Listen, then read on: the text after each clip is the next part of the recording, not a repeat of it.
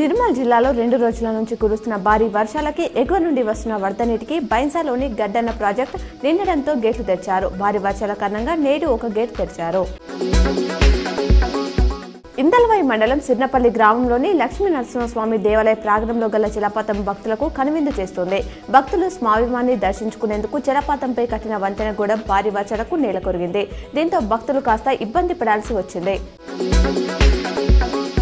భారీ వరద ప్రవాహంతో నిర్మల్ జిల్లాలోని కడం ప్రాజెక్ట్ డేంజర్ జోన్లోకి వెళ్లిపోయింది. దీంతో మొత్తం 18 గేట్లు ఎత్తి జలాలను కిందికి వదులుతున్నారు. ఇన్ఫ్లో 2.30 లక్షల క్యూసెక్లు, అవుట్లో 2.78 లక్షల క్యూసెక్లు ఉంది. పూర్తిస్థాయి నీటి మట్టం 700 అడుగులు కాగా ప్రస్తుతం 695 అడుగుల వద్ద కొనసాగుతుంది. జిల్లాలో భారీ వర్షాలు కురుస్తున్న నేపథ్యంలో అత్యవసర పరిస్థితుల్లో ప్రజలు డైల్ 100 మరియు 8712686133కు ఫోన్ చేసి పోలీసులు సేవలు పొందవచ్చని కామారెడ్డి జిల్లా ఎస్పీ సింధు శర్మ అన్నారు. ప్రజలు అప్రమత్తంగా ఉండాలని, అత్యవసరమైతే తప్ప బయటకు రావద్దని సూచించారు. అలాగే వాహనాలతో ప్రజలు రోడ్లు దాటేటప్పుడు అప్రమత్తంగా ఉండాలన్నారు. నిన్నటి నుంచి ఎడతెరిపి లేకుండా కురుస్తున్న వర్షాలతో ఎల్లారెడ్డిలోని పోచారం ప్రాజెక్ట్ నిండు కుండలా మారింది. ప్రాజెక్టులోకి 3780 క్యూసెక్ల నీరు వస్తుంది. ప్రాజెక్టు నీటి మట్టం 1464 అడుగులకు గాను ఆదివారం సాయంత్రం 4.3 గంటలకు నీటి మట్టం 1463.75 అడుగులకు చేరింది. దీంతో ఏ క్షణంలోనైనా నీటిని విడుదల చేసేందుకు అధికారులు సిద్ధమయ్యారు. మోసపూరితమైన ఆన్లైన్ కాయిన్ వ్యాపారంపై నిర్మల్ పోలీసులు కోర్డా చల్లిపించారు.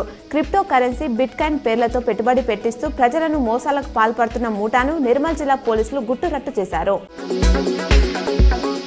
పవన్ కళ్యాణ్ కు చిరంజీవి పుట్టినరోజు శుభాకాంక్షలు తెలిపారు. ఏటా బర్త్డే వస్తుంది, కానీ ఈసారి ప్రత్యేకం. రాజకీయాల్లో నీతి, నిజాయితీ, నిలకడ, నిబద్ధత కలిగిన వ్యక్తిగా ప్రజలు నిన్ను వాళ్ళ జీవితాల్లోకి ఆహ్వానించారు.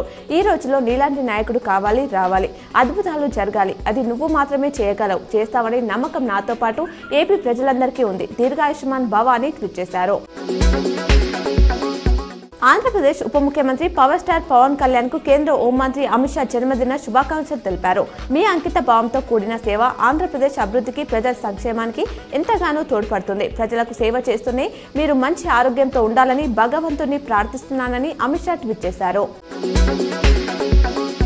నిజామాబాద్ నగరంలో కురుస్తున్న భారీ వర్షాలకు లోతట్టు ప్రాంతాలు జలమయమయ్యాయి. నాగరం, నాల్కల్ రోడ్, బోధన్ రోడ్లలో భారీగా నీరు రహదారులపై నిలిచాయి.